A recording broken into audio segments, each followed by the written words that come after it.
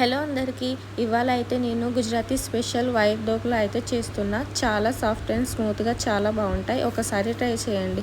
2 కప్పుల బియ్యంకి 1 కప్పు మినపప్పు తీసుకోవాలి. 1 స్పూన్ మెంతులు కూడా వేసుకోవాలి. ఇప్పుడు వీటిని 2-3 టైమ్స్ వాష్ చేసుకొని 2 గ్లాస్ వాటర్ వేసి 6 అవర్స్ నానబెట్టాలి. 6 అవర్స్ తర్వాత మిక్సర్ జార్ తీసుకొని ఇందులో నేను 2 టైమ్స్ మిక్సీ అయితే పడతా. దీంట్లో పెరుగు 4 స్పూన్స్ వేసుకోవాలి. అప్పుడే డోక్లా సాఫ్ట్ వస్తాయి.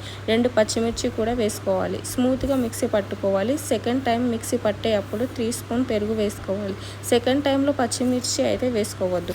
మిక్సీ పట్టి అదే గిన్నెలో వేసుకోవాలి. రెండింటిని మిక్స్ చేసి 8 అవర్స్ లేకపోతే నైట్ మొత్తం ఫర్మెంట్ కోసం ఉంచాలి. నెక్స్ట్ డే మార్నింగ్ వరకు అయితే పిండి ఫర్మెంట్ అయ్యింది. ఇప్పుడు మనం డోక్లాకి సరిపడేంత పిండి తీసుకోవాలి. నేను 4 స్పూన్స్ అయితే తీసుకున్నా.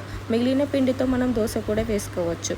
కొద్దిగా వాటర్ వేసి పిండి కన్సిస్టెన్సీని అడ్జస్ట్ చేసుకోవాలి. కొద్దిగా ఆయిల్, రుచికి సరిపడే సాల్ట్ వేసుకోవాలి. ఆ రెండింటిని బాగా మిక్స్ చేసుకోవాలి. తర్వాత వాటర్ హీట్ చేసుకోవాలి. 2 గ్లాస్ వాటర్ వేసుకోవాలి. డోక్లా చేసే ప్లేట్లో ఆయిల్ అప్లై చేసుకోవాలి. తర్వాత పిండిలో 1 స్పూన్ ఈనో, 1 స్పూన్ వాటర్ వేసుకొని మిక్స్ చేసుకోవాలి. ఇప్పుడు ఆయిల్ రాసిన ప్లేట్లో పిండి వేసుకోవాలి. వేసిన తర్వాత బ్లాక్ పెప్పర్, కారం చల్లుకోవాలి. 15 మినిట్స్ స్టీమ్ మీడియం ఫ్లేమ్లో పెట్టుకోవాలి. ఇది స్టీమ్ అయ్యేలోపు తడక చేసుకోవాలి. ఆయిల్ హీట్ అయ్యాక ఆవాలు, పచ్చిమిర్చి, కరివేపాకు, నువ్వులు, కొత్తిమీర వేసుకొని బాగా వేయించుకోవాలి. 15 మినిట్స్ తర్వాత చెక్ చేసుకోవాలి. చాకుని పిండి మధ్యలో గుచ్చి తీయాలి. అప్పుడు డోక్లా చాకుకి పిండి అంటుకోకపోతే డోక్లా రెడీ అయినట్టే. తర్వాత తీసి 5 మినిట్స్ చల్లార్చుకోవాలి. తడక అప్లై చేసి బాక్స్ షేప్లో కట్ చేసుకోవడమే.